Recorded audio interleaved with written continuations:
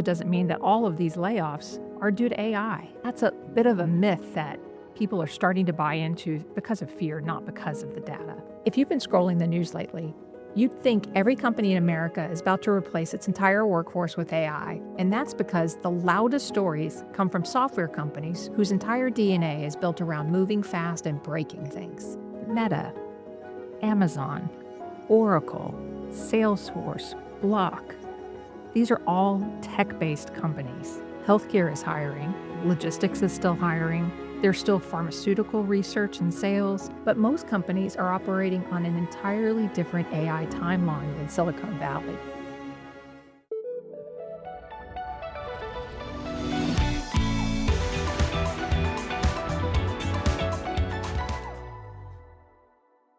Okay, so Carey, there's been a lot of news about how layoffs due to AI, right? Right. And I feel like people are kind of panicking a little bit and worried. But I know you've mentioned previously in an episode about there's a bigger picture, right? And it's a little bit more uneven than we think. So what are people missing? First of all, unemployment is around 4.5%, which isn't bad. Right. It's been much higher at different times in the past. And that still means we have a pretty robust economy. Mhm. We're in a low hire, low fire mode. So people aren't moving jobs, but most people are still employed. Now, there are tons of layoff announcements. When you look at who's doing the announcing, it's interesting. You start to see Meta, Amazon, Oracle, Salesforce, Block. These are all tech-based companies. And this is an industry that is very quick to fire, very quick to make moves, very quick to cut product lines. It's the nature of the business. It's in their DNA. That doesn't mean that every industry is going through these massive changes. It also doesn't mean that all of these layoffs are due to AI. Right. That's a bit of a myth that people are starting to buy into because of fear, not because of the data. You need to look at what your industry is and what's going on in it. Healthcare is hiring. Logistics is still hiring.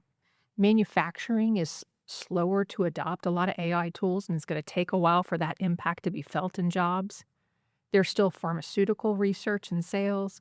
There are so many different industries that haven't been really touched by AI yet, and some that are actually hiring, not firing right now. Yeah. Do you think that's going to come soon with those industries, or do you think we still have a little bit of time? Well, adoption of AI in an industry depends on a couple of different factors. One of the primary factors is the complexity of their IT infrastructure.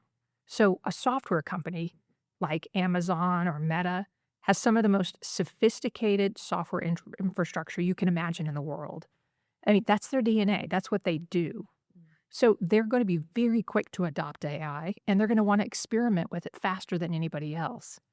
But there's many other companies that don't have that level of sophistication of an infrastructure. For example, a lot of manufacturing companies.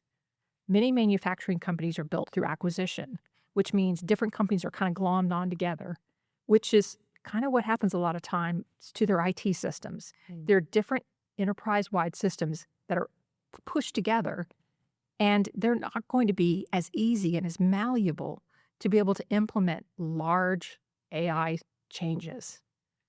There's other reasons that companies may be slower to adopt, other than just the IT infrastructure.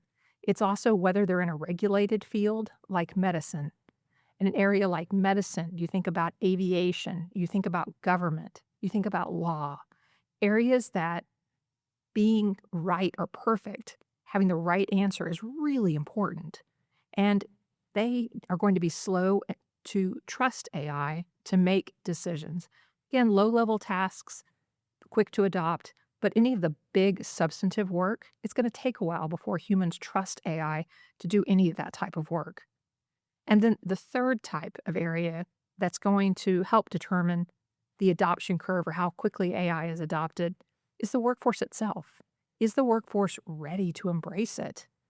Because AI isn't ready to come in and just replace all roles, a lot of companies are trying out pilot projects right now and seeing which employees are open to AI, or open to learning and experimenting, which are resistant to it, and which parts of jobs can be done by AI and which can't be. They're all kind of in a big experimentation phase right now. Should we be worried about applying to those companies, or if you are currently working with those companies, should you be seeking out other options, or do you feel like this is the time to adapt AI into helping you, grow? Well, you have to think about when you choose a company, one, just what are your options, of course, right? You hope you have a choice of all these companies to choose between. But think about a company culture that works for you. Some company cultures are going to lean into really fast change, and technology companies are like that. They're really big. You think about the DNA is to fail fast, right? Try something hard, push boundaries, and fail fast. That means when you fail fast, if you happen to be in the division that's failing, they're going to cut you. And that's why you see so many layoffs just constantly happening. There are different industries that are a little slower to fire and a little bit slower to change, and you need to make a match with your personality. Some people want the quick, fast pace, and some people want something a little bit slower. And you can probably find a company that works at your pace. So, what about these companies that have, 500,000 employees or plus, right? And what does that number matter when we're talking about the AI adoption? When you're talking about one of the mega large companies, like a Fortune 100 company or a Fortune 10 company, these are highly, highly complex companies. Think about Walmart, which is a Fortune 1 company. Walmart has so many aspects to their business. Not only do they have the stores, and they have multiple types of stores, they have this massive online retail space. They also have mini stores like eyeglasses and groceries, and they do car rentals. I mean, they do everything. And when you think about all those different types of businesses, each one has its own IT needs. You can imagine the complexity of that IT infrastructure. It's certainly, Walmart is certainly experimenting with AI. It's going to be a while before it has widespread changes in its workforce due to AI because of the complexity of the business model. So, would you suggest somebody that's maybe an entry level, lower level employee in one of those companies to start thinking about shifting their career or mindset to, go into those sectors versus staying put and seeing what happens? I would focus first on what you do, what your job duties are, and whether your job duties are things that AI can do today. And that test is, I think that matters more almost than the business itself. And that test is first, are your job duties um, done by a computer? Do you use software and hardware, computer hardware, to get the main part of your job done? And remember, we all use computers. We all have a phone. A lot of us have a laptop or we have an iPad. I'm not saying that. I'm saying the fundamental job duties. So we all know the example of a plumber or we know the example of a hairdresser. They don't need a computer to do that fundamental work. But there are other jobs as well where you don't have to use a computer. You think about a veterinarian, right? You think about a lot of the aspects of a doctor or a surgeon. Think about what you do and do you have to use that computer to get your job done? If you don't, it's going to be quite a while before robots are ready to take over, quite a while. So you have some time. Another piece of the pie is your work very repetitive? Is it something where you follow a checklist every day of a yes or no question? If it is repetitive, that's probably something AI is going to be taking over. But if your job is something that changes every day, that every morning you come in and it's a different job, there's different responsibilities, different things come in, it's going to be a while before AI can handle that type of complexity. So I'd be thinking about these things as to whether AI can even do your job before you make a decision to switch companies. So you say you talk about the jobs that don't necessarily use computers um a lot in the role, but I was trying to brainstorm, like there's not a lot of jobs out there that come to mind that Right. does not use a computer at all. Right. What are some examples that you're And speaking of? and that's why I mean the fundamental core parts of the job, because we all use computers. Right. So that's not the test. It's, can you do the basic parts of your job without a computer? And that's where I'm saying you have AI safety. Firefighters, again, I'm sure they have phones. Right. They probably have computers. They do call logs. They do incident logs. They use technology, but their basic job duty does not require a computer. So that's the first test, is to think about. Now, that said, many of us use a computer. Right. Many of us are doing white collar jobs Right. that use a computer. So we do fall in that category. And that's when you get into the next step. So, what are your job duties? And are they repetitive? Are they something you can do with a checklist? Is your part of your job already automated, showing you that, again, a computer can already do this work? If so, AI is coming that direction. So when you talk about a checklist, right? Do you think that will impact pay for these jobs? For example, maybe a pilot. A pilot needs to have a checklist Right. before every flight, right? And make sure everything is in order, everything is working. One day there might be an AI software that does those checks for you, and it can, alert you so something's wrong with the plane or whatnot. Taking away that step from pilot, do you see that that's going to impact the pay for those roles? I'm going to answer this. Let me get your point real quick. I think a pilot is such a fun example. Hmm. A lot of a pilot's job is already automated. Right. Yeah. It's already automated. Uh-huh. What we pay a pilot to do is to watch the auto flying parts of the plane. Mhm. It's already on autopilot Right. most of They the flight. basically take off and land. Yeah. Yeah, they take off and land. Uh-huh. They make sure everything's okay. That's a great example. Has it affected their pay? I wouldn't think so. I think it's more along the lines, I think their pay is more determined by contract bargaining Hmm. and industry, that it's not a high margin business. But it's not the fact that we have autopilot that's taking away their pay or adding to their pay. Right. Real quick, if this is already changing how you think about AI at work, hit subscribe and tell me in the comments what industry you work in. I want to know what you're seeing play out. Now back to the show. So speaking of pilots, so you were talking about pilot projects and some of the Fortune 500 companies using that. Well, what does that actually look like? What does that actually mean? So you can assume that pretty much every company of scale is implementing and experimenting with AI some way. Mhm. But most of them are pilot projects. Most of them aren't going after the core processes of a company. They're going after discrete functions and discrete parts of companies.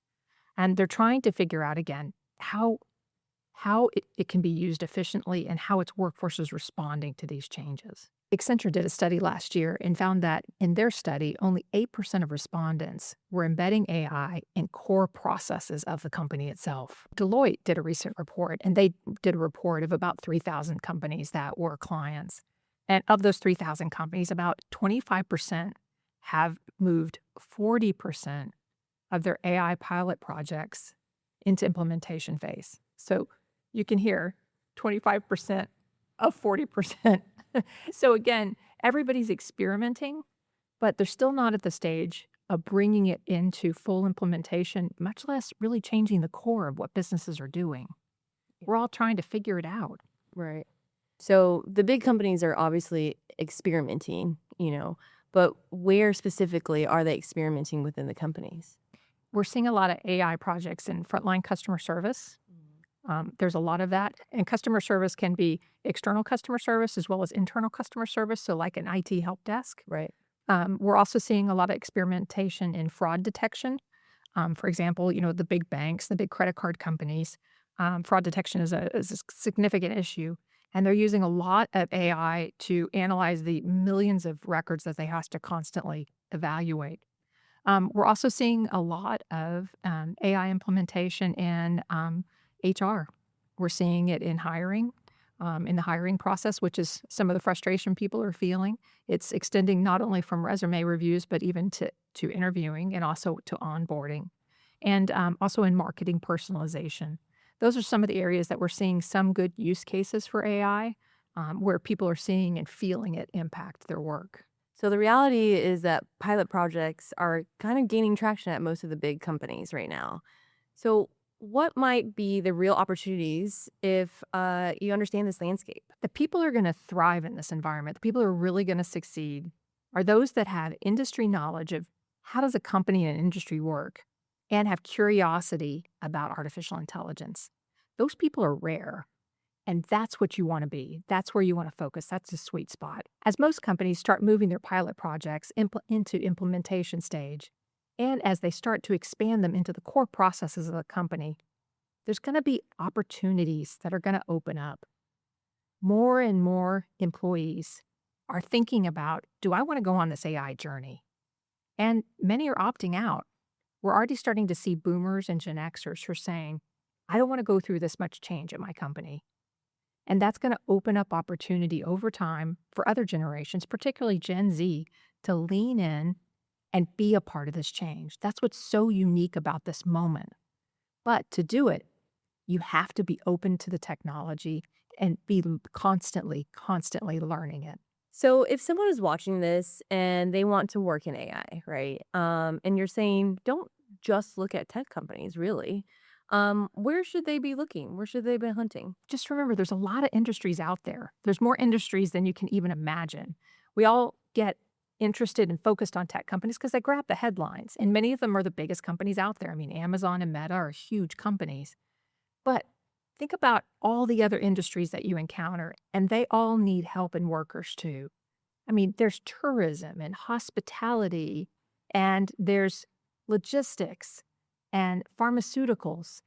There's agriculture and all types of manufacturing. Yeah. I mean, it just keeps going on, and retailers. There's so many different fields you can look at, and they all need talent. They may not all be companies that you've known of or that are fun to talk about at a party with friends, but they still can be good jobs with good pay, and it's worth considering them. So with all that said, what's one thing you wish that every new grad understood about how big companies are actually making decisions around AI? A decision to implement AI in a company's core processes, not in a side project or a small project on the side, but in the core processes of business, is a really big one, especially given that AI is still an untested technology in many industries. And making a decision like this has so much risk to it. It has financial risk. There's usually a lot of money being invested that the executive team then needs to have to report to their investors to explain how the money was used. It's also a risk with customers. Companies have to continue to make sales, and they don't want AI disrupting that. So this is a big decision. It's not flipping a switch on and off, which is why companies are experimenting on the sides with small projects to test out the technology and to give it a little bit more time to get proven and tested. Now, no company wants to fall behind. Everybody is moving in a pack, trying to watch each other who are competitors, trying to figure out who's figuring out the best use cases for it and not. And you're going to continue to see that happening through this year and probably through next year too, when you're going to start to see these use cases coming out where AI works and where it doesn't. So all of this is going to sort itself through, but it's not happening overnight because that's not the way these large substantive changes are made at a very big company. Of course, there are smaller companies out there that can move faster, that are more nimble. If you work with an employer with 10 employees, of course it's going to move faster. You can have an all-employee meeting and make the change happen right there. But again, when you're talking about Fortune 500, Fortune 100 companies, it's going to be a slower process unless you're a tech company, which it's their DNA to fail fast. Try it, fail, move on. That's their DNA. Most other companies are going to be a bit slower, though. Now, all that said, you don't need all the answers. Nobody has them. What you need is real data and the confidence to act on it. And that's what we're here for. Drop your questions in the comments section, hit subscribe, and we'll see you next time.